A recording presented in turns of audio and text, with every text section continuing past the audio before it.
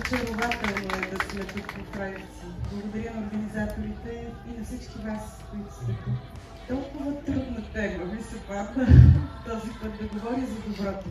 Когато като родов терапевт разглеждам тайните на вашите родове, слушам от вас историите на вашите родители, аз винаги търся това, което е развалило доброто.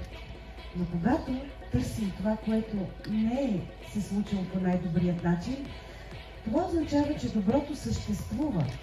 То е там, изконно в нашата история, в нашата сила, в нашия дух.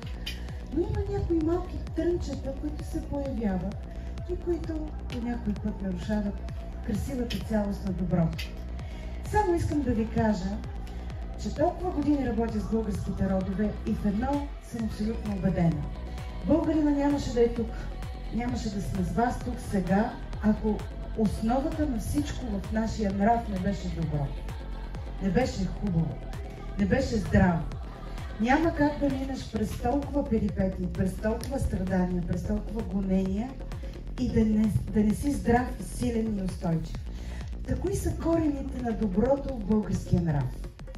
Дори и в това да отстояваш себе си, да търсиш своята правда, да търсиш това, което е силата ти и това, което ти се полага, което е за тебе от Бога дадено, това е сила и добро.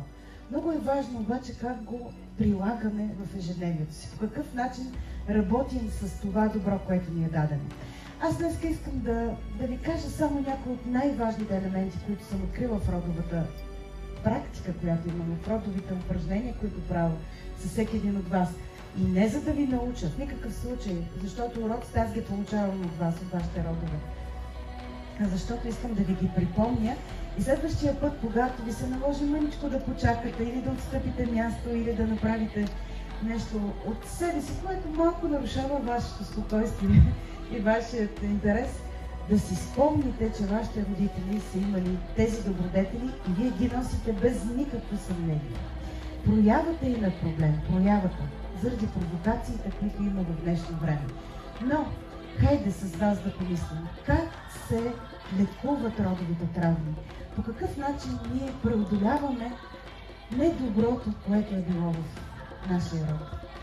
Винаги моите колеги родови терапевти ще ви кажат по един начин, като правим опозитното, различното от злината, която е се случила. Правим нещо, което е добро. Даваме нещо от себе си, за да уравновесим безмито. Да наделее повече доброто, отколкото е лошото.